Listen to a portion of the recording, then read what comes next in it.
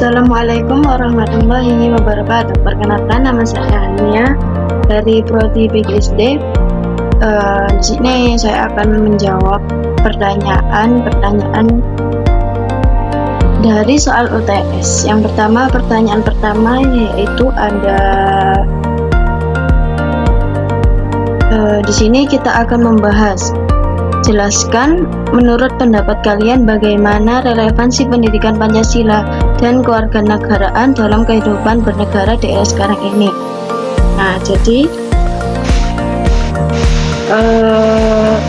menurut pendapat saya itu relevansi pendidikan Pancasila atau PPKN dalam kehidupan bernegara di era sekarang ini sangat krusial. Maksudnya itu yang sangat krusial tuh kayak sangat penting gitu, karena pendidikan Pancasila sendiri ini sebagai fondasi moral dan etika. Nah, pendidikan Pancasila ini menanamkan nilai-nilai luhur Pancasila seperti nilai ketuhanan, kemanusiaan, persatuan, dan juga kerakyatan, dan juga keadilan sosial. Nah, yang mana hal tersebut untuk itu kita perlu adanya menerapkan upaya sebagai berikut. Yang pertama ada membangun kesadaran berbangsa dan bernegara. Hal tersebut itu membangun kesadaran berbangsa dan bernegara itu biar bagaimana PKN itu mengajarkan menjadi warga negara yang baik, cerdas, dan bertanggung jawab. Kemudian ada meningkatkan toleransi dan persatuan. PPKN di sini juga mengajarkan nilai persatuan dalam keberagaman. Terus juga ada mempersiapkan generasi unggul dan berkarakter Pancasila. Nah, PPKN ini membentuk karakter sehingga generasi muda siap menghadapi tantangan zaman. Ya kayak perubahan zaman pada era sekarang ini ya, digital. Pada era sekarang ini digital kan sangat canggih gitu kan ya. Jadi PKN ini tuh dibuat membentuk karakter sehingga generasi muda siap menghadapi tantangan zaman berikutnya. Kemudian saya akan menjawab pertanyaan nomor 2. Pertanyaan nomor 2 yaitu ada suatu bangsa dikenal karena identitas nasional atau ciri khas yang dimilikinya. Coba sebutkan ciri khas yang dimiliki bangsa Indonesia dan apa yang akan kalian lakukan untuk mempertahankannya. Nah, jadi di sini menurut saya ciri khas bangsa Indonesia itu ada Pancasila sebagai yang pertama, Pancasila sebagai filsafat negara, terus ada semboyan Bhinneka Tunggal Ika, terus juga kita kan bangsa Indonesia ya, otomatis kita mempunyai bahasa, yaitu bahasa Indonesia. Yang ketiga bahasa Indonesia. Kemudian yang keempat ragam budaya. Yang kelima yaitu kayak ini tuh kayak udah menjadi ciri khas bangsa Indonesia banget gitu loh, yaitu keramahan dan kesantunan yang dimiliki mereka bangsa Indonesia itu. Nah, terus gimana sih cara mempertahankannya? Kalau menurut saya cara mempertahankannya bisa, yang pertama itu bisa menerapkan nilai-nilai Pancasila dalam keseharian, terus menghargai keberagaman suku maupun ras, bahasa, dan bangsa. Nah, itu juga kita perlu saling toleransi terhadap yang berbeda agama. Nah, kita kan hidup satu masyarakat itu kan pasti berbeda-beda suku, bangsa, ras, dan agama ya. Itu jadi kita harus toleransi juga gitu. Nah, itu bisa upaya mempertahankan Pancasila gitu. Terus ada juga dengan cara melestarikan bahasa. dan juga melestarikan budaya lokal.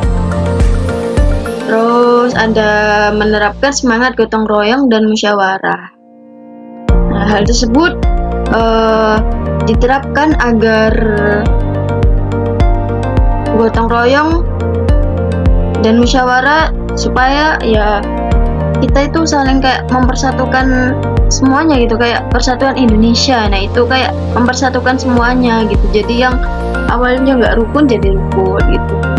Terus next kita ke soal berikutnya, yang pertanyaan ketiga, yaitu ada sebutkan beberapa contoh kasus pelanggaran hak asasi manusia atau HAM dan jelaskan pendapatmu mengenai bagaimana perlindungan hak asasi manusia di Indonesia. Nah, yang saya ketahui kasus pelanggaran yang saya ketahui itu kasus pelanggaran HAM di Indonesia ada pembunuhan, penyiksaan, kemudian penghilangan paksa. Nah, yang dari 3 tersebut itu tadi kasus tersebut termasuk peristiwa pelanggaran HAM yang secara berat. Jadi kayak membunuh, penyiksaan, terus penghilangan paksa itu udah termasuk yang peristiwa pelanggaran HAM, hak asasi manusia yang udah berat gitu. Nah, jadi menurut saya supaya tidak terjadi kasus pelanggaran tersebut bisa dengan adanya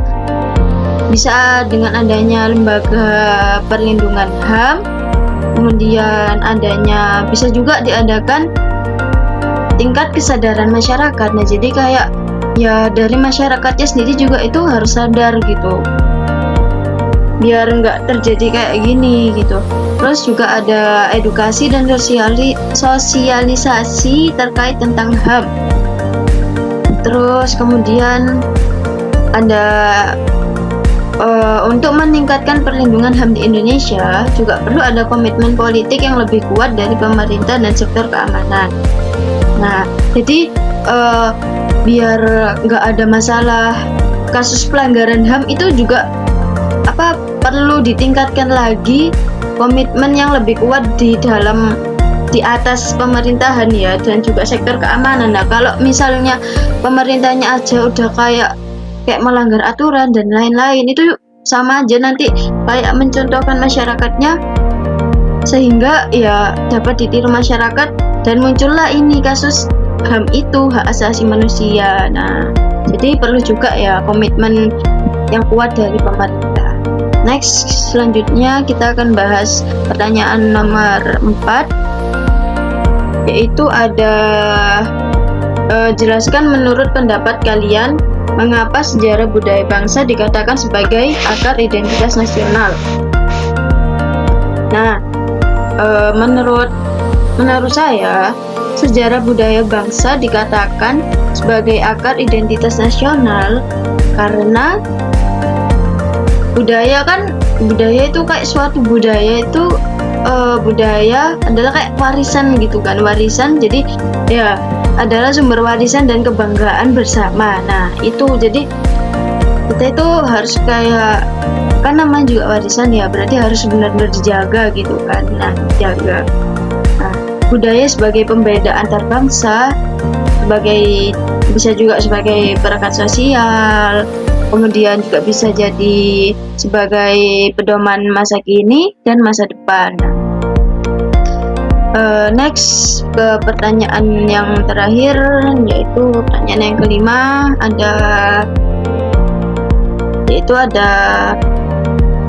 pertanyaannya ada bermacam krisis yang dapat mematikan demokrasi, antara lain krisis politik membuat orang tidak percaya pada demokrasi, krisis alat-alat kekuasaan negara, krisis cara berpikir dan cara meninjau, krisis moral dan lainnya. Menurut pendapat kalian, bagaimana agar tidak terjadi krisis yang dapat mematikan demokrasi di negara ini? Jelaskan. Nah, jadi di sini tuh menurut saya pribadi ya, agar krisis itu apa sih, kayak ya krisis tuh kayak sebuah tindakan kriminal ya, termasuk kayak gitu ya kan. Nah itu bagaimana sih biar nggak terjadi itu ya? Menurut saya itu agar tidak terjadi krisis yang dapat mematikan demokrasi di Indonesia, itu diperlukannya sistem kerja yang berkelanjutan di berbagai macam upaya, yakni ada bisa dari pemberantasan korupsi. Nah itu kan jadi kayak apa? Kan ini krisis demokrasi, krisis yang dapat mematikan demokrasi. Nah ini kan korupsi, pemberantasan korupsi. Nah kalau kan korupsi itu ditiadakan gitu kan, diberantas gitu. Nah itu jadi kayak ya hal krisis yang dapat mematikan demokrasi ini kayak udah kayak bisa dicegah gitu loh, bisa kayak ya dihilangkan gitu dari ditiadakannya korupsi itu. Kemudian ada penguatan nilai integritas dan lembaga negara, terus ada mengadakannya peningkatan literasi politik dan kritis masyarakat.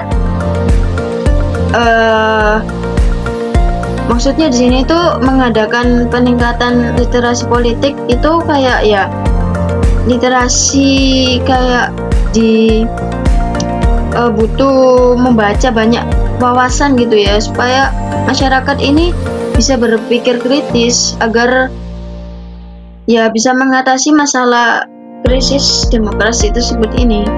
Kemudian ada juga bisa upaya adanya keteladanan pemimpin dalam integritas.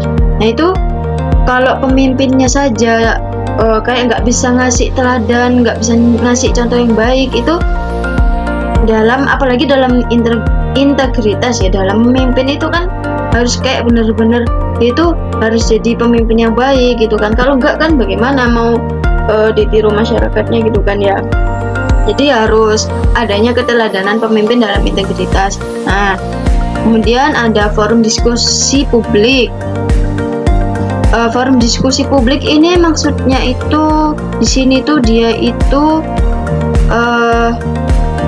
kayak saling bertukar ide gitu, sesama ya terhadap saling bertukar ide. Nah jadi kayak apa, masyarakat saling terbuka gitu kan, ada yang berbeda pendapat, nah itu bisa saling menyimpulkan. Kemudian yang terakhir dengan adanya upaya menanamkan nilai-nilai Pancasila pada pendidikan karakter. Nah, sekian dari saya. Wassalamualaikum warahmatullahi wabarakatuh. Dadah.